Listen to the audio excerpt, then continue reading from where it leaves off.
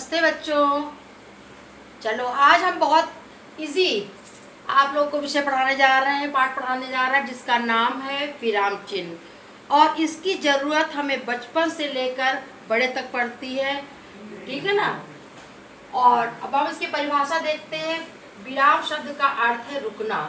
भाषा में पूर्ण विराम, अल्प विराम, अर्ध विराम आदि कई पड़ाव होते हैं जिनके उचित प्रयोग से अपनी भाषा को शुद्ध और सार्थक बना सकते हैं। कहने का तात्पर्य यह है कि भाषा में भावों और अर्थ की स्पष्टता के लिए जिन चिन्हों का प्रयोग किया जाता है वे विराम चिन्ह कहलाते हैं। यदि हम इनका सही प्रयोग नहीं करेंगे तो अपनी बात दूसरों तक पहुंचाने में असफल रहेंगे, ठीक है ना। तो ये तो थी परिभाषा। अब सरल भाषा में आपको हम बताते हैं कि यदि हम विराम चिन्हों का प्रयोग सही से नहीं करेंगे तो हम अपनी बात को स्पष्ट नहीं कर पाएंगे, सार्थक नहीं कर पाएंगे। जैसे जाते समय हमें पड़ाव की ज़रूरत पड़ती है, खाते समय बीच में पड़ाव की ज़रूरत पड़ती है, वैसे ही अपनी बात को स्पष्ट करने के लिए हमें जिन चिन्हों की ज़रूरत पड़ती है उसको हम विराम चिन्ह कहते हैं। विराम चिन्ह कई प्रकार के होते हैं, कोई 14 बताते हैं, कोई 12 बताते हैं, कोई 10 मुख्य बताते हैं। तो वो अलग अलग हम आपको आगे समझाएंगे। तो पहले आप देख लीजिए विराम चिन्ह की किस प्रकार से आवश्यकता पड़ती है। सेंटेंस देखिए, रुको मत जाओ। पहले इसमें रोक रहा है कि रुको मत जाओ, और इसी शब्द वही है रुको मत जाओ, ठीक है ना। इसमें रुको रोक रहा है, इसमें नहीं रोक रहा है, शब्द एक ही है लेकिन विराम चिन्हों के प्रयोग से कितना अर्थ में अंतर आ गया है। दूसरा वाक्य देखिए, अरे हटो अब मत ये काम करो, ठीक है ना। अरे हटो अब ये मत काम करो, मना कर रहा है। अरे हटो मत अब ये काम करो, इसमें नहीं मना कर रहा, ठीक है ना। तो देखिए खाली एक विराम चिन्ह लगाने से इतना अर्थ में परिवर्तन होता है। तो इस प्रकार से आपको विराम चिन्हों की उपयोगिता के बारे में तो पता चल गया होगा। ये विराम चिन्ह मुख्यतः 12 प्रकार के होते हैं जिनको हम एक एक करके आपको विस्तार से समझाएंगे। तो पहला है आपका पूर्ण विराम। जहाँ हमारी पूरी बात खत्म हो जाती है, समाप्त हो जाती है, वहाँ पूर्ण विराम का चिन्ह, ये चिन्ह लगाया जाता है, ठीक है। जैसे मेरा नाम सरला है, कल मेरी परीक्षा हुई, पूर्ण हुई, कुछ भी कह दो, बात पूरी होनी चाहिए, वहाँ पर ये पूर्ण विराम का चिन्ह लगाया जाता है। दूसरा है अल्प विराम। सबसे इम्पोर्टेंट ये अल्प विराम है, इसमें बच्चे बहुत कंफ्यूज होते हैं। इनका किन किन स्थानों पर प्रयोग किया जाता है इसको आपको लर्न करना बहुत ज़रूरी है और ध्यान देना भी बहुत ज़रूरी है। देखिए जहाँ पूर्ण विराम की तुलना से 1/4 रुकना पड़े, ठीक है ना, 1/4, वहाँ अल्प विराम माने कॉमा चिन्ह का प्रयोग होता है। इनका प्रयोग कई स्थानों पर होता है। कहाँ कहाँ होता है ध्यान दीजिए, जब किसी को संबोधित किया जाता है, बुलाया जाता है, ठीक है ना। जैसे बच्चों चलो पढ़ो, तो बच्चों के बाद हल्का से रुक गए, 1/4 चलो पढ़ो, यहाँ पूर्ण विराम लग गया, ठीक है। दूसरा है एक समान शब्द। एक समान शब्द जैसे सेब, केला, नारंगी बाजार से लाओ, ठीक है ना। लड़के लड़कियाँ तुम सब आओ, है ना। तो इस प्रकार से एक जैसे शब्दों का प्रयोग किया जाता है, एक जाति के शब्दों का प्रयोग किया जाता है, तो वहाँ पर क्या लगता है, ये अल्प विराम का प्रयोग किया जाता है। अब तीसरा है उद्धरण चिन्ह से पहले कोई उद्धरण हम देंगे उससे पहले भी कॉमा या अल्प विराम का चिन्ह लगाया जाता है। जैसे अध्यापक ने कहा, या कॉमा लगा दिया, ये उद्धरण चिन्ह है, बच्चों ध्यान से पढ़ो, और लास्ट में सब में पूर्ण विराम का चिन्ह लगेगा। नेक्स्ट है समुच्चय बोधक से पहले अथवा उनके बाद में जो है अल्प विराम का प्रयोग होता है, ठीक है ना। उपवाक्य हमने बताए थे आपको, तो आश्रित उपवाक्य या समुच्चय बोधक के जो उपवाक्यों को जोड़ता है वहाँ पर आपको जो है ये अल्प विराम का प्रयोग करना पड़ता है। कई बार दिनांक के साथ जब वर्ष सन लिखा जाता है, वर्ष मतलब सन लिखा जाता है, तब भी अल्प विराम का प्रयोग होता है। जैसे हमारा संविधान 26 जनवरी कॉमा लगा दिया, 1950 को लागू हुआ। तो ये आपको नियम याद करने अत्यंत आवश्यक है, बहुत ही इम्पोर्टेंट ये जो है चिन्ह है। तीसरा है अर्ध विराम।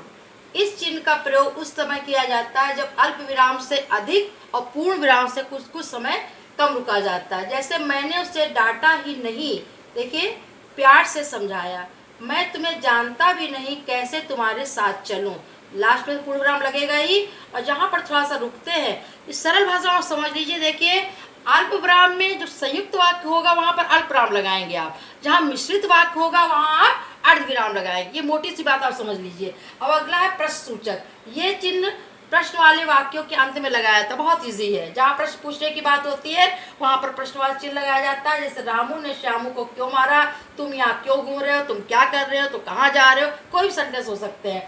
विस्मयादि सूचक वाक्य में कोई भाव, कोई दुख है, सुख है, घृणा है, नफरत है ना, शोक है, कोई भी भाव प्रकट करने के लिए और या किसी को दो चीज़ों में संबोधित करने के बाद इसमें बोधक चिन्ह लगाया जाता है। हमने इसके पहले आपको बताया था जो है अल्प विराम में भी संबोधन के बाद लगाया जाता है, अल्प विराम भी लग सकता है, अल्प विराम का चिन्ह और संबोधन का चिन्ह भी लग सकता है, विस्मयाद बोधक का चिन्ह भी लग सकता है। ठीक है ना, जैसे वह कितना सुंदर दृश्य है भाइयों और बहनों, यहाँ पर आप अल्प विराम भी लगा सकते हैं, विस्मयाद बोधक चिन्ह भी लगा सकते हैं। ठीक है ना। अब अगला है निर्देशक चिन्ह। इस चिन्ह का प्रयोग किसी उदाहरण की ओर संकेत करने अथवा निर्देश देने वाले वाक्यों के बाद होता है। ठीक है ना, कोई उदाहरण की ओर संकेत करना है और या तो कोई निर्देश किसी दिया जा रहा है या किसी प्रकार का निर्देश देना हो तो वहां पर हम निर्देश चिन्ह लगाते हैं। एग्जाम्पल दीजिए, जैसे माँ ने कहा मुझे तुमसे ये यही उम्मीद थी, मुझे तुमसे यही उम्मीद थी। ठीक है ना, तो ये निर्देश दिया जा रहा है हमारे राष्ट्रीय पर्व गणतंत्र दिवस, स्वतंत्रता दिवस और गांधी जयंती है, तो देखिए यहाँ पर डैश लग गया। ठीक है ना, अब आगे 7वां है विवरण चिन्ह। वाक्यांशों के विषय में सूचना या निर्देश देने के लिए विवरण चिन्ह लगाया जाता है। ठीक है ना, यह विवरण चिन्ह है ये।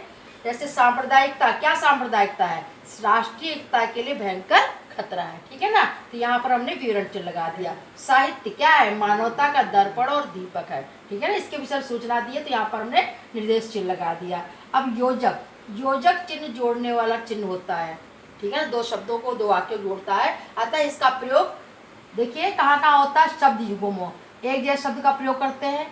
शब्द युग भी कई प्रकार के होते हैं, कोई विलोमार्थी होता है, कोई समानार्थी होता है, कोई सार्थक निरर्थक होता है। जैसे भी शब्द युग होंगे वहाँ पर जो है ये योजक चिन्ह का प्रयोग होगा। और द्वंद्व समास में भी योजक चिन्ह का प्रयोग होता है, जो समास आपको पढ़ा चुके हैं।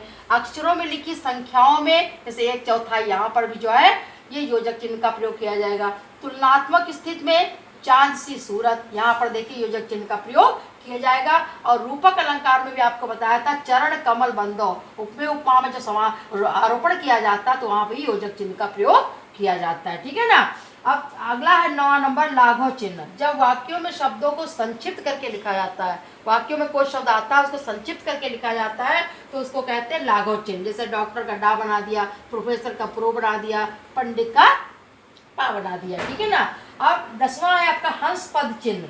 वाक्यों में लिखते समय कोई गलती से कोई शब्द छूट जाता है तब उसको लिखने के लिए हंस पद को त्रुटि पूरक चिन्ह भी कहते हैं। उसका चिन्ह आपका ये होता है, कल मेरी आने वाली कौन, माता जी छूट गया तो माता जी को ये त्रुटि बोधक चिन्ह लगाकर ऊपर लिख दिया। मैं आज आ पाऊंगी, नहीं छूट गया तो नहीं को ये हमने त्रुटि बोधक चिन्ह लगा करके ये नहीं ऊपर लगा दिया है। ठीक है ना।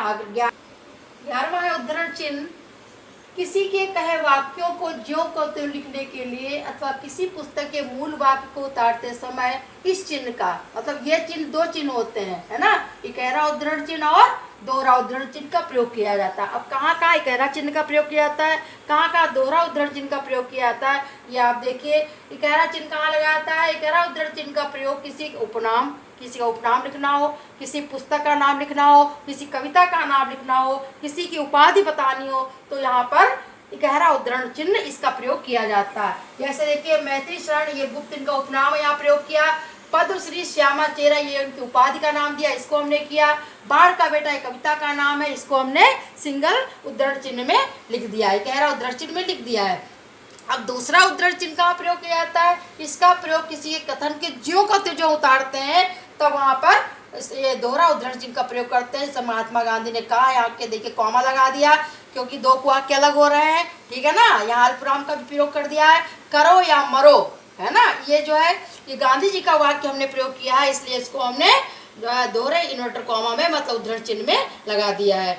अब 12वां कोष्टक चिन्ह, इसका प्रयोग भी कई स्थितियों में किया जाता है। देखिए कौन कौन सी स्थितियां हैं। संवाद लेखन में किसी के हाव भाव, कोई संवाद नाटक वगैरह लिखा जाता है उसमें किसी के जो भाव को स्पष्ट किया जाता है तो वहाँ पर जो है ये कोष्टक का प्रयोग किया जाता है। ये कोष्टक का चिन्ह है।